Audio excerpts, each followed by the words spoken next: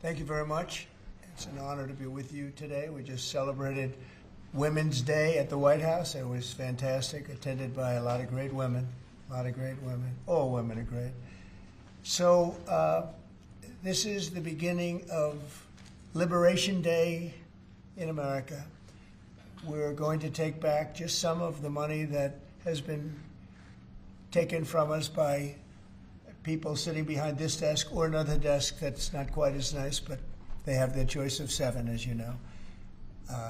And we're going to charge countries for doing business in our country and taking our jobs, taking our wealth, taking a lot of things that they've been taking over the years. They've taken so much out of our country, friend and foe, and frankly, friend has been oftentimes much worse than foe.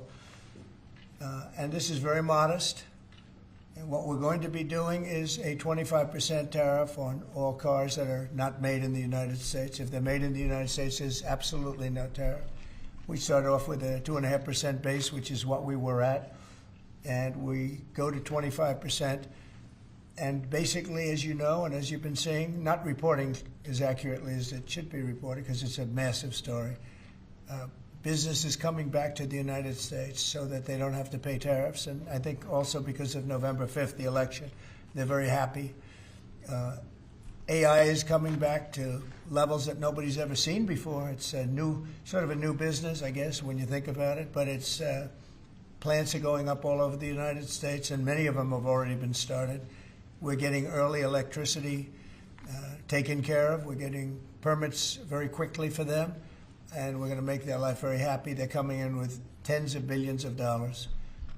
Individual plants will cost 10, 15, even $20 billion. We're going to let them build electricity generating plants along with their plant, and they can't even believe it. And we're going to get them very quick permits, as I've done always. I did that in Louisiana with 2 LNG plants. I got them one permit in 1 day after waiting 14 years, and the other one in 1 week after waiting for 12 years.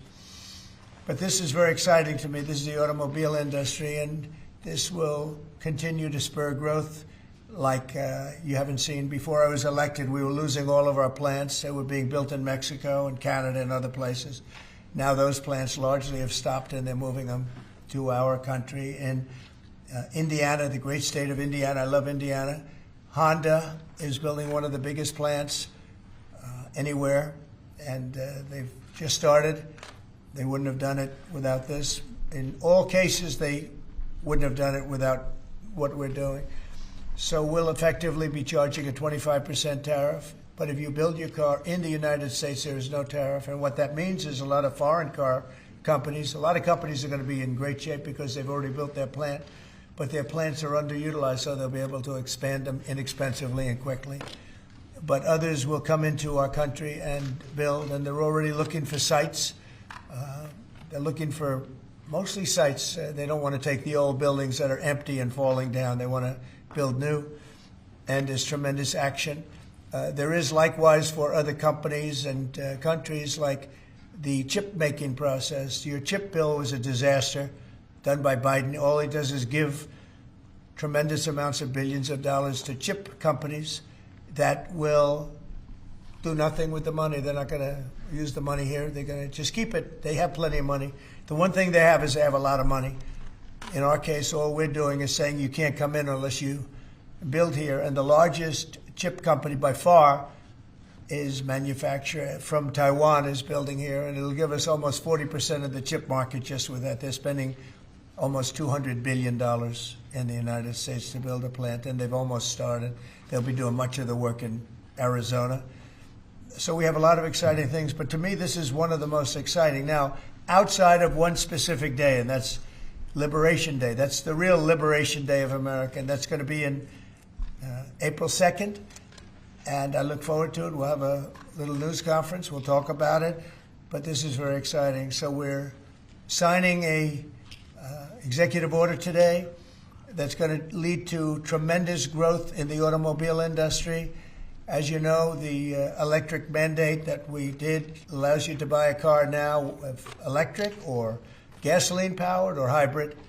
You can buy any car you want We had it so that within a short period of time you had to buy all electric, and the country could never provide the money necessary to build all of those power plants that you would need all over the country. As you know, in the Middle West, they built 8 power stations. That's like the size of this desk or smaller. And they ended up spending $9 billion on 8. And of the 8, 4 of them didn't work. And we're not doing that. So you can buy electric, or you can buy gasoline, or you can buy hybrid, or you can buy whatever you want to buy. And that's the way it should be. The market's going to determine that. And you're going to see prices going down, but it's going to go down specifically because they're going to buy what we're doing, incentivizing companies to, and even countries, but companies to come into America and build. And we're already setting records for new plants. I think the new plant number, the tally is just within a period of a few weeks. It's very large. I want to be accurate. It's very large. And I'd like to ask Will just to come and give some of the basics, and then I'll sign it, and it's off to the races. I think our automobile business will flourish like it's never flourished before. Yes, please, Will. Thank you, sir. As you stated, we've prepared for your attention a proclamation imposing a 25% tariff on foreign-made cars and light trucks. This is in addition to tariffs that are already in place on those goods. In addition to, as you said, spurring increased domestic manufacture of cars and trucks, we expect that these tariffs will result in over $100 billion of new annual revenue to the United States of America in tariff revenue.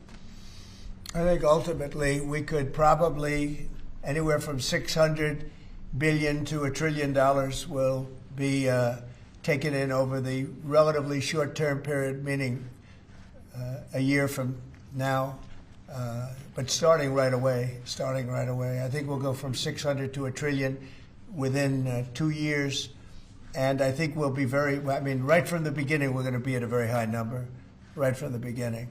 And right from the beginning, you're going to have a lot of construction jobs, but you're also going to have a lot of automobile jobs. So this is very exciting, but it's also exciting because of what's happening with other aspects. We're going to be doing tariffs on pharmaceuticals in order to bring our pharmaceutical industry back. We don't make anything here in terms of drugs, medical drugs, different types of drugs that you need, medicines. It's in other countries, largely made in China, a lot of it made in Ireland. Ireland was very smart. We love Ireland. But we're going to have that. We're going to have lumber. We're going to free up some of our land. And you'll be able to meet a lot of other standards like fire cuts. If Los Angeles had fire cuts, which they didn't have, that's a gap of half a football field between areas. You wouldn't have had the fires. They would have been contained. But you have fire cuts. And by the way, you sell that wood for a lot of money, a lot of profit is made from that. But we're going to be doing lumber. We're freeing up our land so that we don't have to use outside sources of lumber.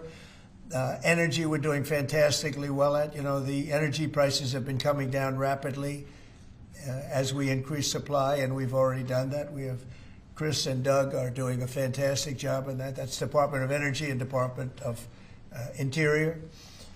And they're working together hand in hand because Interior has the land and Energy has the ability to do the drilling and do what they have to do. Our coal areas are going to be opened up for clean, beautiful coal. Germany's opening up mini coal plants now. You know, they tried the wind and it didn't work. They almost went out of business. They almost went bankrupt. They tried wind, which is a disaster because it's too expensive and it doesn't look good, kills all the birds, a lot of problems. But Germany is now building a lot of coal plants. China is building one a week. Think of that. And they're using coal, which is very powerful. Coal is a very powerful energy.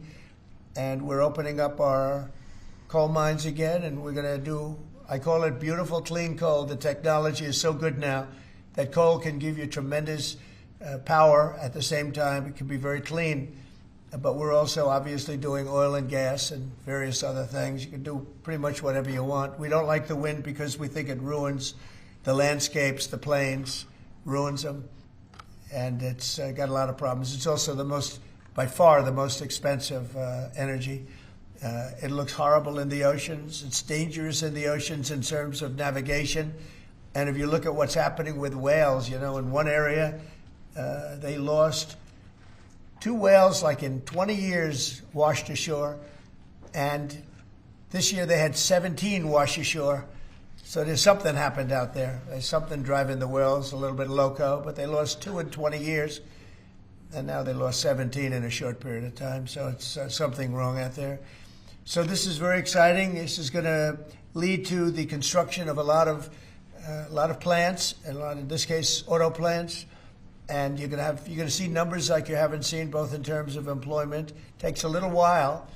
You're going to have great construction numbers initially, and then ultimately you're going to have a lot of people making a lot of cars. And one other thing, we have the Speaker of the House with us, who's doing a fantastic job. And where's Mike? And we're trying to get approved. Mike, thank you very much for being here. We're trying to get approved, if we can.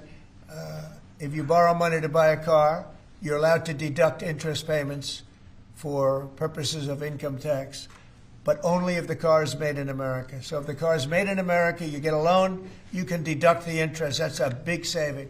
A lot of people in that part of the world, in terms of buying cars, a lot of them don't think in terms of deductions.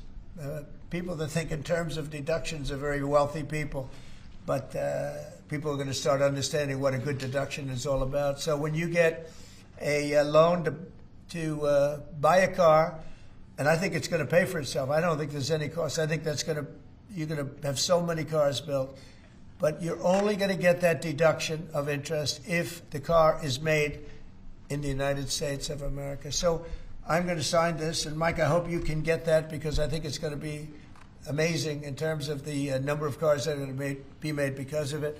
And I want to thank Howard Lutnick, our fabulous commerce chairman. That's what he is. He's a chairman. He's a very successful guy, a great guy. And we have a big day, Howard, coming up next week. It's going to be good. That's Liberation Day. That's going to be on the 2nd, and that's going to be reciprocal. And I think people will be impressed. We're going to be very fair. We're going to be very nice, actually. We have not been treated nicely by other countries, but we're going to be nice. So I think people will be pleasantly surprised, but it's going to make our country very rich, because we're the piggy bank that everybody steals from, and they've been doing it for many years, for decades, so we're not going to let it happen. So, but we're going to treat people very nicely. We're going to treat other countries very, very nicely, and I think it's going to have a very positive effect on everybody, including those other countries. So I'll sign this, and we will see you again on April the 2nd. In terms of this, it's going to be another round, and it's about making America great again, making it strong and prosperous again. Thank you very much. So, Mr. President, on tariffs. Can I ask you about tariffs, Mr. President? On the car tariffs, how do you assure that a car coming into the country is fully built? Could an automaker in Germany say, leave the tires off a car? Yeah, we're going to have very strong policing, and it's pretty easy to do. If parts are made in America and a car isn't, those parts are not going to be taxed or tariffed. And we'll have very strong policing as far as that's concerned. For the most part, I think it's going to lead cars to be made in one location. You know, right now, a car would be made here, sent to Canada, sent to Mexico, sent all over the place. It's ridiculous. So this is a very simple system. And the beauty of the 25, it's one number. It's not up or down depending on the cost of the car. It's one number. And that number is going to be used to reduce debt greatly in the United States and to build things, reduce taxes. I mean, basically, I view it as reducing taxes and also reducing debt. And within a fairly short period of time, I think we're going to have a balance sheet that's going to be outstanding. Yeah. How do you assure Americans then that this will not cause a long-term increase in prices? Well, look, I think we're going to have a market the likes of which nobody's ever seen before, not in this country. You know, we had the best market ever in my first term. It was the strongest market ever, the best economy ever. And I think I think this blows it away. But this is something that people have wanted to do, presidents have wanted to do for a long time. A lot of them didn't understand it. It wasn't a priority for them. But foreign countries understood it very well. And they've really ripped us off at levels that nobody's seen before. But That's not going to happen. Mr. President, is this for today or on April 2nd, the auto tariffs? Say it. Do these auto tariffs go into effect today or on April 2nd? They go to effect on April 2nd. We're signing today. It goes into effect April 2nd. We start collecting on April 3rd. Mr. President, do you have any more sectoral tariffs that are coming in on April 2nd? What does that mean? Any more tariffs on any other sectors on April 2nd, for example, chips or pharmaceuticals? Not then, but we will be putting a tariff on lumber. We, as you know, have a tariff already on steel and on aluminum of 25%, and we're taking in tremendous amounts of dollars. More importantly, our steel factories and aluminum factories are roaring. They're starting to roar.